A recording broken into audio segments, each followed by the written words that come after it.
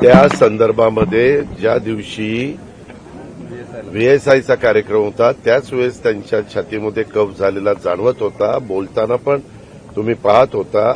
काही वेळेस आम्ही त्यांना जयंत पाटील होते, मी होतो, बरेच जण होते. आम्ही आता सगळ्यांची नावं घेत बसत नाही. तर आम्ही म्हणलं की साहेब विश्रांती घ्या. पण साहेब ते म्हणले मला कोल्हापूरला जायचं, माझा कोल्हापूरला कार्यक्रम आहे.